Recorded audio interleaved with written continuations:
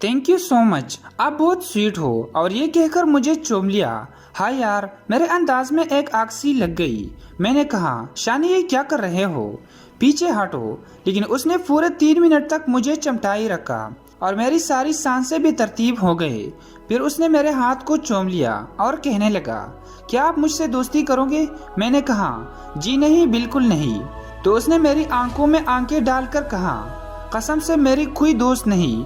Ruby में उस वक्त बिल्कुल पिघल चुकी थी। लेकिन मेरी बात तो नहीं समझेगी, क्योंकि तू अभी मर्द के प्यार से आशना नहीं और तेरा भी काम का पहला तजुर्बा है। फिर उसने मेरे जवाब का इंतजार किए बगैर अपने हाथ को कंबल के नीचे से मेरे फीते पर फेरना शुरू कर दिया। उफ, उसका इतना प्यार था कि मैं बता नहीं सकती। फिर उसने शर्ट के अंदर हाथ डालकर मेरे पेट पर घर का काम करना शुरू कर दिया। अब मेरे मुंह से एक तेज आवाज निकल गई और वो समझ गया कि मैं तैयार हो चुकी हूँ। उसने शर्ट ऊपर की और बहीते पर अपने हाथ से काम करने लगा और अपना 2 सर हाथ मेरे गरारे में घुसा दिया, क्योंकि शादी के फंक्शन की वजह से मैंने गरारा पहना हुआ था। उसका हाथ अंदर जाकर सीधा चिड़िया से टकराया जो पहले से ही तैयार हो चुकी थी। शानी बोला, आप जितनी प्यारी हो इतनी ही गर्म भी हो। मैंने सुनकर शर्माकर अपना मुंह नीचे कर लिया।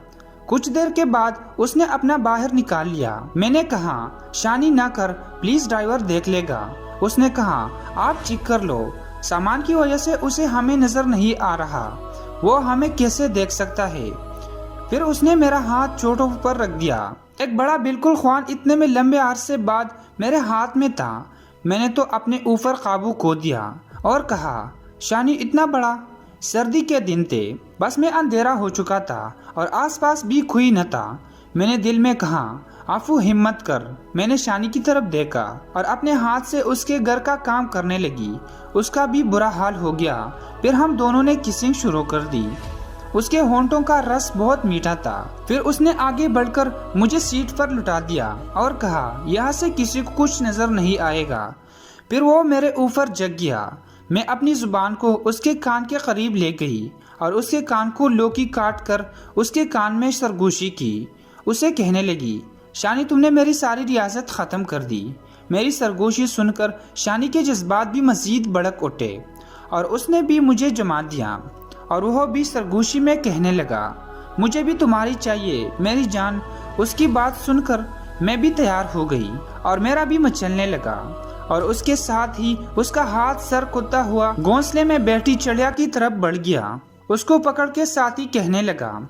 फिर वो सीट से उठकर नीचे बैठ गया और अपनी जुबान से मेरे घर के निचले हिस्से पे काम करने लगा और कुछ ही सेकंड्स के बाद उसकी जुबान मेरी मंजिल पर पहुंच चुके थे और मंजिल पर पहुंचने के साथ ही उसने अपने घर का काम बड़ी तेजी से शुरू कर दिया।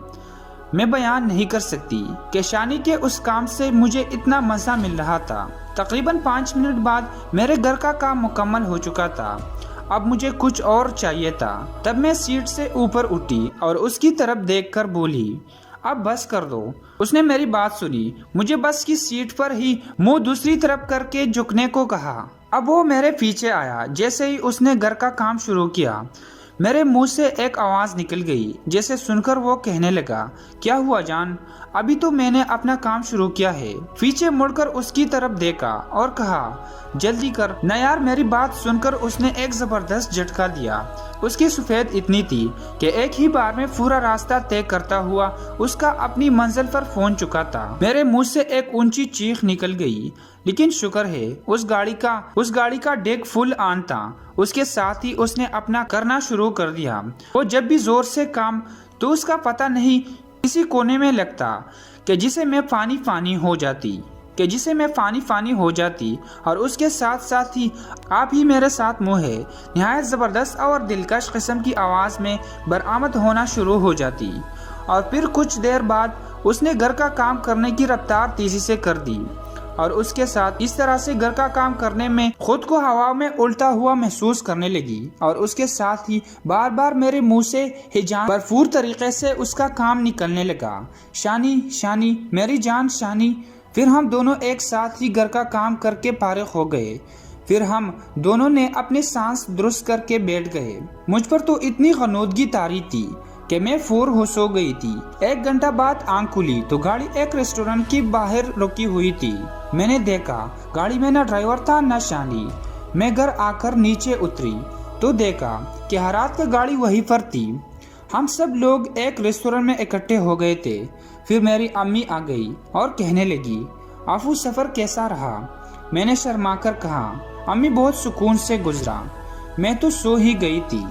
دوستو اگر ویڈیو اچھی لگی تو ہماری چینل کو سبسکرائب کریں۔